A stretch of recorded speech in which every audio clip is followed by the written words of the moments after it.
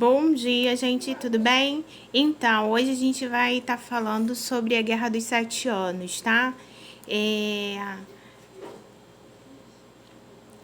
Ao longo dos séculos 16 e 17, teve a formação e a consolidação dos estados modernos europeus, tá? E eles tiveram como modelo político predominante o absolutismo monárquico, como um sistema econômico de mercantilismo, tá? Muitos desses estados, eles também se tornaram potências ultramarinas. O que é isso? Eles conquistaram territórios e construíram colônias fora do continente europeu, tá? Na segunda metade do século XVIII, grande parte desses estados ele entrou em conflito. Eles entraram, em conflito, produzindo uma guerra de proporções muito grandes, proporções globais, a gente pode chamar. E essa guerra, ela ficou conhecida como Guerra de 7 Anos, que foi lá de 1756 até 1763, tá? O ponto de saturação para a deflagração da guerra foi a disputa, gente, lá na década de 1740, entre o Reino da Prússia e o Império Austríaco, pela região da Silésia, que fica entre as atuais Polônia e República Tcheca e Alemanha, tá? O rei prussiano, na época que era Frederico II, ele montou um exército muito poderoso e ele vinha demonstrando progressivamente a pretensão de expandir o seu reino, tá? E esse fato, gente, ele desagradava muito outras potências, como, por exemplo, a Áustria, que era vizinha e que também tinha interesses bem parecidos, tá? Em 1756, começaram as chamadas Guerras Silesianas, tá? Que fez com que acarretasse uma sucessão de batalhas entre austríacos e prussianos. As principais batalhas foram as de Kolin, que foram nas regiões próximas de Praga, que era o palco da primeira grande derrota de Frederico, e a de Leutwin, da qual o rei prussiano saiu vitorioso, tá? À medida que as disputas entre a Áustria e Prússia, elas iam se tornando mais acirradas, as alianças com as outras monarquias começaram a ser feitas. Por exemplo, a França, ela passou a apoiar a Áustria contra a Prússia, e a Prússia, ela recebeu o apoio dos ingleses, que já eram inimigos históricos dos franceses. A Rússia, ela teve dois posicionamentos diferentes, dois posicionamentos distintos na guerra. No início, quando ela era governada lá pela czarina Elizabeth, ela se destacou contra a Prússia. Depois, quando Pedro o Grande subiu ao trono como czar, ela passou a dar apoio a Frederico II e voltou a ser contra a Áustria. Olha só.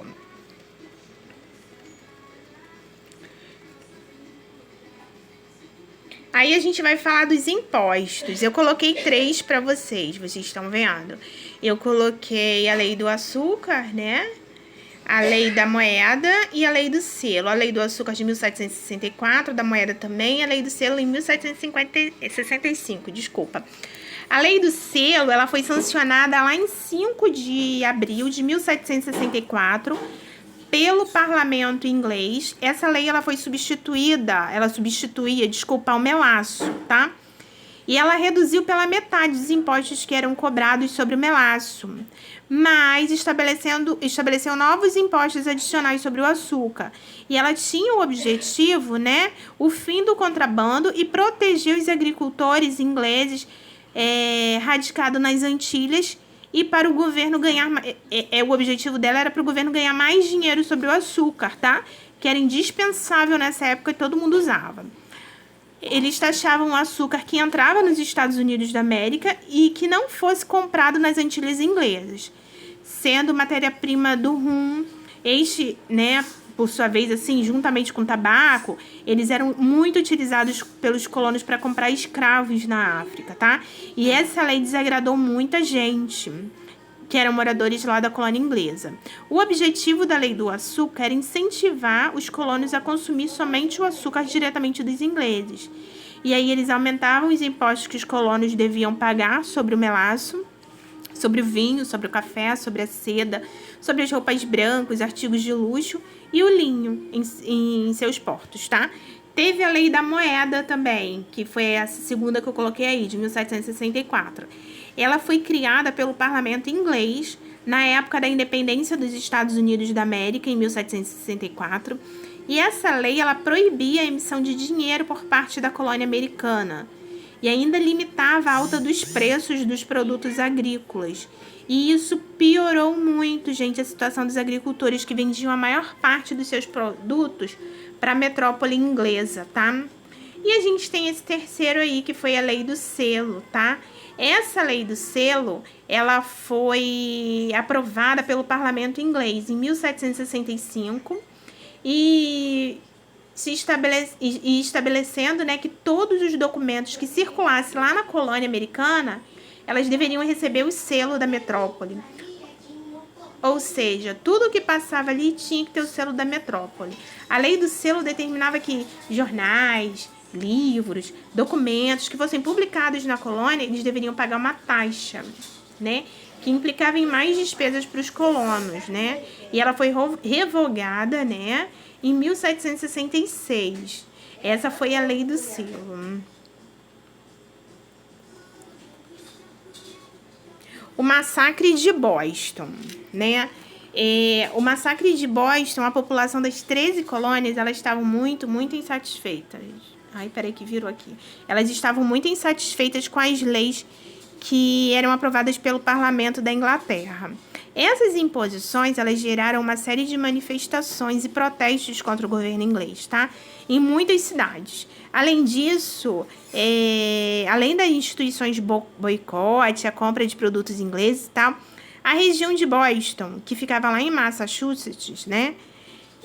Esses movimentos, eles foram muito grandes lá e eles reuniram um número muito grande de pessoas. Em 1770, durante um protesto, soldados ingleses atacaram os colonos e provocaram a morte de muita gente e deixou muitos feridos, tá? Esse episódio, ele ficou conhecido como Massacre de Boston. E ao longo de muitos anos, ele foi considerado como um acontecimento simbólico, tá? Da insatisfação dos colonos com os ingleses e o início das manifestações a favor da autonomia, tá?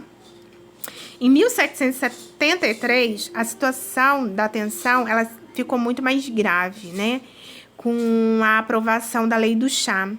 Essa legislação, eles obrigavam os colonos a comprarem chá apenas de fornecedores da Inglaterra, que estavam ligados a companhias das Índias Orientais. E assim, né, desse modo, os colonos, eles tinham que se submeter aos altos preços da mercadoria sem poder participar do comércio internacional do produto. Para protestar contra essa medida, lá em 16 de dezembro de 1773, os colonos se disfarçaram de índios, eles invadiram o porto de Boston, atacaram os navios, né? E jogaram as caixas de chá no mar. Esse episódio aí, ele ficou conhecido como Festa do Chá de Boston, tá?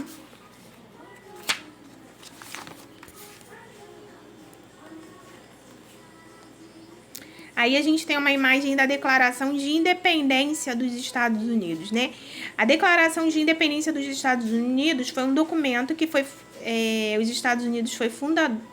É um documento fundador dos Estados Unidos, né? O Congresso Continental das Colônias Britânicas da América do Norte, ele aprovou a declaração no Salão de Independência. E nesse salão aí, ó. Nesse Salão de Independência da Filadélfia, lá em 4 de julho de 1776. Esse documento, ele proclamou, gente, que as 13 colônias originais dos Estados Unidos eram estados livres e independentes. E foi o último passo de um longo processo que conduziu as colônias à separação em relação à Grã-Bretanha. Na época em que teve início a Guerra de Independência dos Estados Unidos, também foi chamada de Revolução Americana contra a Grã-Bretanha, em abril de 1775, os habitantes das colônias americanas, em sua maioria, eles não buscavam a independência. Eles simplesmente queriam que o governo britânico desse atenção às suas queixas. Mas no decorrer da guerra, no acontecimento da guerra, muitos se tornaram favoráveis à ideia de se libertar dos domínios britânicos, dos domínios ingleses, tá? E aí surgiram novos motivos para buscar a independência a todo momento, tá? Em agosto de 1775, o rei George III, ele declarou que os colonos eram rebeldes e contratou tropas estrangeiras para combatê-las. Os britânicos, eles atacaram a costa de Maine e causaram grandes danos à Virgínia. Em janeiro de 1776, Thomas Paine, ele publicou um panfleto, que era chamado Senso Comum. Nesse panfleto, ele chamava a atenção para o fato de que os moradores da colônia estavam sendo tratados injustamente pelo rei. Eles foram foram vendidos assim muitos exemplares desse panfleto. E a proposta de independência foi conquistando cada vez mais apoio, tá? Em 7 de junho, Richard Hare, né, de Virgínia, ele pediu ao Congresso Continental que estudasse a possibilidade de declarar a independência em relação à Grã-Bretanha. E aí o Congresso, ele nomeou um comitê de 5 pessoas para escrever essa declaração formal. O primeiro rascunho do texto, né, foi feito por Thomas Jefferson. Algumas modificações sugeridas por outros membros, né, como Benjamin Franklin, entre outros, tá? Em 2 de julho de 1776, o Congresso aceitou a ideia da independência. Nos 2 dias seguintes, o teor da declaração foi debatido. Em 4 de julho, a declaração de independência ela foi aceita pelos representantes dos 12 estados. A delegação de Nova York ela apoiou, tá? 11 dias depois, essa declaração ela foi publicada primeiro nos jornais e lida em voz alta para muita gente, por multidões que estavam reunidas na cidade e em todas as colônias, tá? O documento, ele mostrava primeiro uma lista de queixas que foram escritas contra o rei inglês e depois trazia a declaração de independência. Aí a gente tem a Constituição dos Estados Unidos, né, que foi o resultado do processo de emancipação das 13 colônias, essa Constituição dos Estados Unidos. Ela foi logo discutida após a vitória contra os colonizadores ingleses, tá? Nessa ocasião, a gente teve a formação de 2 facções divididas entre os federalistas e os republicanos. Os primeiros, né, os federalistas, eles pregavam o fortalecimento do poder central, com o intuito de preservar a união política dos estados. Já os republicanos, eles acreditavam que a autonomia dos estados não poderia ser submetida ao governo central. Interessados em buscar o equilíbrio entre as 2 tendências, a Carta Constitucional dos Estados Unidos, né, estadunidense, ela acabou sendo formada por uma série restrita de artigos. Foi criada em 1787. E esse documento ele abriu caminho para que os estados norte-americanos tivessem autonomia para elaborar uma série de leis que viriam a tratar de assuntos da natureza mais específica, tá? Em mais de 220 anos de existência, a Constituição dos Estados Unidos, ela sofreu, assim, apenas 27 emendas, tá? As suas 10 primeiras modificações foi conhecida como Bill Higgs, que aconteceram 4 anos após a sua criação e tratava de assuntos ligados à questão de liberdade de expressão e a liberdade ideológica, tá? Ideologicamente influenciada pelo Iluminismo, que era um documento que acabou norteado a feição política de outras revoluções liberais que aconteceram posteriormente.